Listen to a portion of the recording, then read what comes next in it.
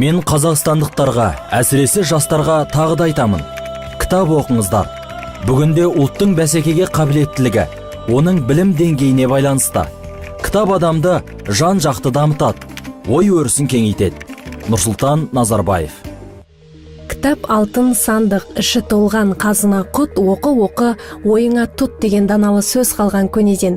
Кітап рухани қазына, замана сыры, тарих шежіресі, оқу тәрбие құралы. Кітаптың сан ғасырлық мұрасы мен тарихын айтып жеткізу мүмкін емес. Жазушы Ғабит Мүсірепов кітап дегеніміз алдыңғы ұрпақтың артқы ұрпаққа қалдырған рухани өсиеті. Кітап оқудан тыйылсақ, ой ойлаудан да тыйылар едік деген. Қазіргі кезде ой ойлаудан да тыйылып бара жатқандаймыз. Бүгінде кітап оқырмандарын жоғалтқан, жастар кітап оқымайды деген пікірді жиі естиміз. Ал мектеп жасында оқушылардың кітап оқуға деген қызығушылығы қандай екен? Бұл туралы номері 167-ші орта мектеп директорының оқу тәрбиесі жөніндегі орынбасары Нұрзият Құлжабаева баяндайды. Біздің кітапхана 1996 жылы құрылған, өзі 2 бөлімнен тұрады. Кітапхананың іші оқу залы және абоненттік бөлімі, іші жарық өте кең, 70 шаршы метрді құрайды. Ішінде оқырмандарға толық жағдай жасалған. Балалар көбінесе бастауыш сынып және орта буын оқушылар қызығушылықтары басым, жоғарғы сыныптарға қарағанда. Ол 7 жастағы бала мен 13 жастағы баланың аралығындағы балалар оқулықпен қызығушылығы бар. Ал жоғарғы сыныптарды керек кезінде, материал іздеген кезде, сабаққа керек кезінде ғана оқулықпен жұмыс істейді. Ақпараттық технологиялардың қарқынды дамуының әсерінен кітап оқу үрдісі кенжелеп қалғаны баршамызға белгілі. Тіпті кітапханаға бармай-ақ кез келген салада қалаған ақпаратымызды ғаламтор арқылы жылдам алуға жағдай жасалынған.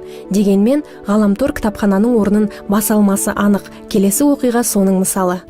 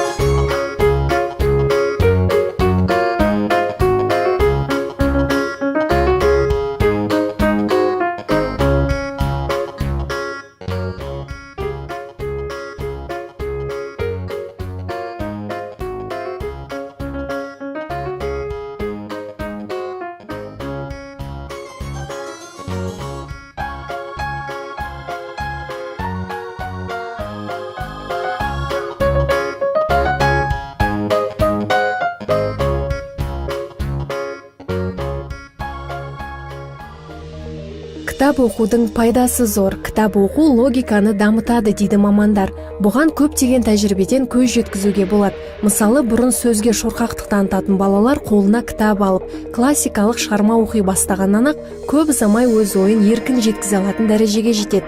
Сондай-ақ психолог мамандар оқығанымызды іштей талдай білсек, адам психологиясын жетік түсінуге мүмкіндік беретіндігін айтады. Кітапты көп оқитын баланың ол ауызекі сөйлеу қабілеті де, ойлауы да кітап оқымайтын балаға қарағанда ширақ болады. Яғни кітап оқымайтын баланың адамдармен қарым-қатынасы төмен болады, оның сөйлеуі де, басқалармен сөйлесуі де аз болады, ойын дұрыс жеткізе алмайтын болады. Яғни бұл бала психологиясына біршама әсер етеді. Ал қазіргі кезде ғалымдардың зерттеуі бойынша анықтап отыр, кітапты көп оқитын адамдардың өмір жасында ұзақ болатындығы, оның жүйке жүйесінің күшті жұмыс жасайтындығы. Мамандар баланың кітап оқуға деген қызығушылығын түрлі әдістермен арттыруға болатындығын айтады. Соның бірі қазіргі оқыту технологиялары арқылы әртүрлі кітапханалық іс-шараларды өткізуде оқушылардың кітап оқу қызметін жақсартады. Сонымен қатар қызықты оқиғаға толы ертегі кітабының іші түрлі түсті суреттермен безендірілсе, баланы қызықтырары сөзсіз. Кітап оқитын қоғам қашанда бәсекеге қабілетті. Ең оқушылардың көп келетін жастары сол 2-ші класс пен 7-ші кластың орталықтары оқу бағдарламасына байланысты өте көп кітап алады. Қазір уақытта біздің мына президентіміздің 1 декабрдегі президенттің тұңғыш күніне арналған көптеген тәрбие сағаттары менен бағдарламалар болып жатыр. Соларға үлкен көмек көрсетіп, оқушыларға сондай жақсы кітаптарды көрсетіп, оқытып, соларға Алматының 1000 жылдығына да, тәуелсіздіктің 25 жылдығына да арналған үлкен тәрбие сағаттары өтуіне байланысты мұғалімдер мен оқушыларға үлкен көмек көрсетілуде. Кітапхана арқылы кітаптарды оқушылардың формулярларына жазып, керектерін үйлеріне де бере аламыз. Оқушылар негізі апта сайын 2 рет келіп, көркем әдебиеттерді алуларына болады. Өте көп келеді, алады да. Ақпараттық технологиялар қарыштап дамып жатқан мына заманда жас жеткіншектердің уақытының аздығы да кітапқа деген құлшынысының төмендеуіне себеп болса керек. Тағы бір мәселе балалар әдебиетінің кенже қалуы.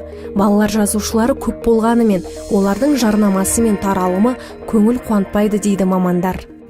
Қазір көбінесе балалар жаңағындай ғаламтордағы мультфильмдер, кинолар қызықты болады оларға, жаңағы кітапқа қарағанда. Енді соны қызықтыру үшін енді көптеген сұрақтар туындайды, қалай істесек екен деп. Жаңағы басылымдарда да 3D деп жатады ғой, сондай көптеген қызығушылығын оятатын кітаптар шығарып жатыр кішкентай балаларға. Енді ол да қызығушылығын оятады. Елбасы егемен елдің ертеңі, тәуелсіз елдің ұрпағы салауатты да сауатты болу үшін зор күш салуда. Соның бір айқын дәлелі елімізде білім ордаларының барлығында дерлік кітапханалар заманауи үлгіде жабдықталып, оқырмандарға барлық жағдай жасалынған. Елбасының балалық шағын зерттегенді ұнататын мына балақай өзінің кітап оқуға деген ынтасымен бөлісті. Мен сабақтан бос уақытымда кітапханаға келіп, үйге берілген тапсырмаға тағы қосымша деректер тауып ізденіп келемін. Біздің кітапханада кітап қоры өте көп, кітаптар өте көп. Және де әр адам өзіне қажетті кітапты тауып ала алады. Кітапханада мен Ілияс Жансүгіров, Абай Құнанбаев, Мағжан Жұмабаев, тағы да басқа өте әйгілі қазақ ақындарының өлеңдерін оқығанды жақсы көремін. Себебі олардың өлеңдері өте мағыналы. Және де олар өмірде болған оқиғалардан алынған. Жақында тұңғыш президентіміз Нұрсұлтан Әбішұлы Назарбаевтың күні болады. Және де маған Нұрсұлтан Әбішұлы Назарбаевтың балалық шақтағы жетістіктері қатты қызықтырады. Ғалымдар сурет салу, кітап оқу, жазушылық секілді ақыл-ой еңбегімен шұғылданатын адамдардың жүйке жүйесінің басқа адамдармен салыстырғанда тез дамитынын дәлелдеген. Сондай-ақ кітапты көп оқыған адамның қартайған кезінде жүйке жүйесінің шаршауы, үлкен мидың қартаюы байқалмаған деседі. Бастауыш сынып оқушыларына кітап оқудың әсіресе дұрыс жазуына, сауатты болуына әсерін тигізеді. Яғни оқу арқылы оны кейін көрген кезде сол есінде сақталып, дұрыс жаза білуге, сауатты болуына әсер етеді. Ал өсе келе ол өмірде дұрыс шешім қабылдай білуге әсер етеді. Яғни кітап оқу арқылы белгілі бір кейіпкердің жақсы жағынан оның жақсы тұстарын алып, сол кездегі жағдаяттарды өзінің басынан өткеріп, сол кезде дұрыс шешім қабылдай білуіне әсер етеді. Егер бір адам кітап оқымаса, бұл оның өз қасіреті, ал миллиондаған адамдар кітап оқымаса, тұтас бір ұлттың қасіреті деген ғалымдар. Ендеше ақпарат көзі саналған кітаптың өмірге деген қызығушылықты және білім ғылымға деген талпынысты күшейтетінін ескергеніміз абзал.